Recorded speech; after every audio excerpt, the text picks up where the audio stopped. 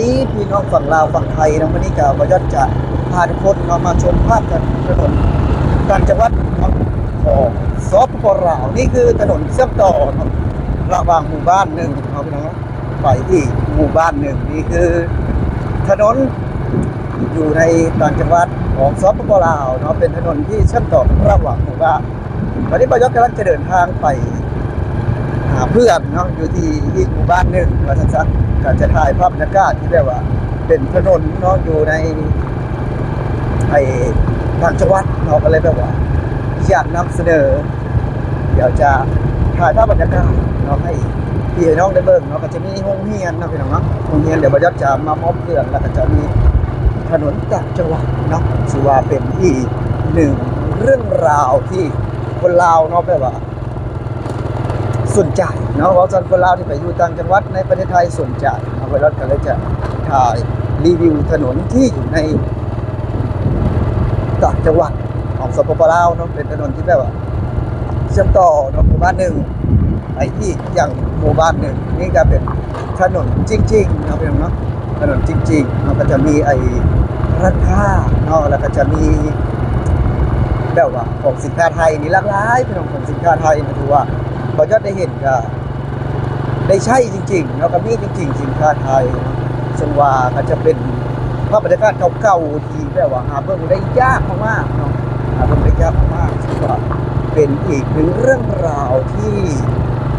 หาดูเนาะในต่างจังหวัดคืออยู่ประเทศไทยนี่ยากเนาะแต่ว่าอยู่ทางฝั่งลาวนี่คือ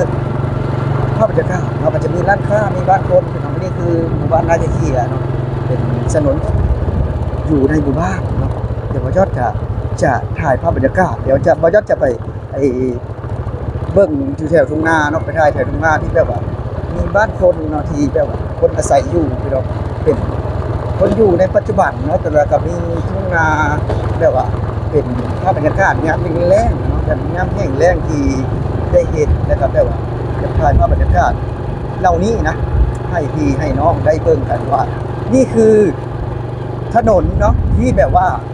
อยู่ในสปปลาวเนาะเป็นแบบว่าต่างจังหวัดของลาวเฮาเนาะมันมีแบบว่าภาพบรรยากาศธรรมชาติแบบว่าบ่ได้มีอีหยังมากมายเนาะนี่คือเป็นสิ่งที่คนไทยหาดูได้ยากเนาะแต่ว่าคือคนลาวเฮาก็ธรรมชาติเนาะพี่น้องเราก็จะมีภูเขาล้อมรอบเนาะคือแบบว่าเฮาเห็นคือจังหมู่บ้านนี้กับหมู่บ้านนาใกล้เคียงพี่น้องก็จะมี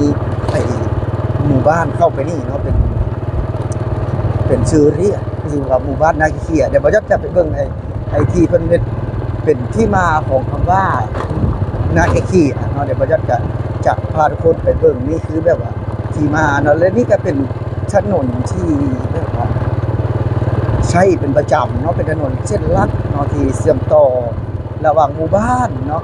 ไปอีกหมู่บ้านหนึ่งเนาะอย่างหมู่บ้านหนึ่งไปอีกหมู่บ้านหนึ่งคือว่าเพิ่นว่าแล้วก็เป็นเนาะก็บ่ยอดจะจอดรถไว้ตรงนี้เพราะว่าจะ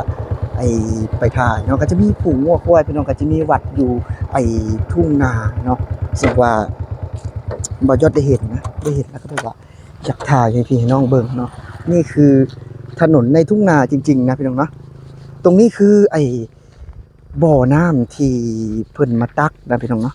นี่ก็จะเป็นบ่อน้ำที่เพิ่นมาตักแต่บ่ฮู้ว่าเพิ่นยังตักอยู่บ่เนาะแบบว่าคือบ่ยอดเองก็แบบว่าไอ้ได้เห็นเนาะได้เห็นที่แบบว่าเขาเจ้าตักน้ำนะตอนแรงนะแต่บ่ยอดจะเบิ่งว่าคือแบบว่าคือตอนบ่ยอดยังบ่ทันไปนะพี่น้องคือบ่ยอดสัก3ปีก่อนเนาะบ่ยอดก็เห็นเพิ่นมาตักอยู่อันนี้ก็น่าจะนั่งตักอยู่นะอันนี้คือบ่อน้ำที่เพิ่นใช้เนาะพี่น้องเนาะนั่นก็คือเป็นบ่อน้ำที่เพิ่นใช้อาบใช้ดื่มเนาะบางคนก็ยังดื่มเนาะนี่คือไอ้บ่อน้ำเนาะพี่น้องเนาะ บ่อน้ำที่เพิ่นใช้อาบเนาะเวลาเพิ่นแต่งกินนี่คือบ่ยอดก็บ่ฮู้ว่าถ้าเว้าว่าบ่อน้ำแบบนี้นะอยู่ไทยนี่ยังใช้อยู่เมื่อประมาณจักปีที่แล้วถ้าหากใช้เนาะแต่ว่าถ้าใช้นี่คือจะบ่มีแล้วเนาะ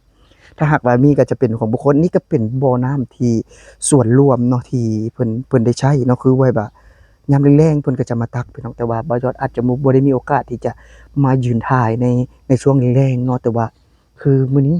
บ่ยอดมาก็เลยแบบว่าอยากไปเบิ่งนี่คือความเป็นมาของไอ้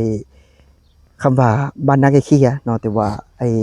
บ่อน้ำอันนี้บ่ยอดก็เลยถ่ายให้เบิ่งคือเป็นบ่อน้ำที่เป็นบ่อน้ำรวมเนาะที่แบบว่าคนเพิ่นใช้เนาะพี่น้องยังเปียกๆเนาะพื้นก็ยังเปียกๆอยู่เห็นบ่เนาะพื้นยังเปียกๆอยู่เดี๋ยวบ่ยอดจะไอ้ย่างไปเนาะย่างไปถ่ายแบบว่าภาพบรรยากาศที่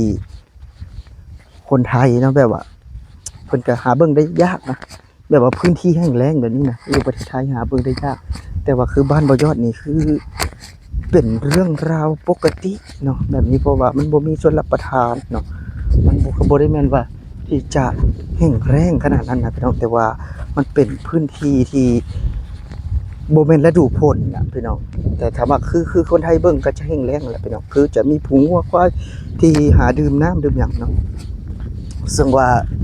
บ่แม่นเรื่องแปลกที่เห็นแล้วจะมองว่าเป็นแห้งแล้งเป็นนั้นเนาะพี่น้องเนาะแต่อันนี้คือเพิ่นความเชื่อเพิ่นคือที่มาที่เพิ่นฮ้องว่าหมู่บ้านนาไก่ขี้อะเนาะอันนี้เป็นแบบว่าหนึ่งอย่างที่แบบว่าเพิ่นเห็นแล้วแบบว่านี่คือเป็นรอยเท้าเนาะหรือว่ารอยตีนไก่นั่นล่ะพี่น้องที่แบบว่าไอ้เป็นรอยๆตรงนี้เนาะอันนี้คือความเชื่อเนาะของชาวบ้านนาเคียที่แบบว่าเห็นตรงนี้นะพี่น้องเพิ่นก็เลยแบบว่าตั้งจุดนี้ขึ้นมาแบบว่าเพื่อกราบไหว้บูชาถ้าหากว่าผู้ใดอยากมาเบิ่งหรือว่าอยากมาถ่ายก็มาถ่ายรูปได้เนาะนี่คือ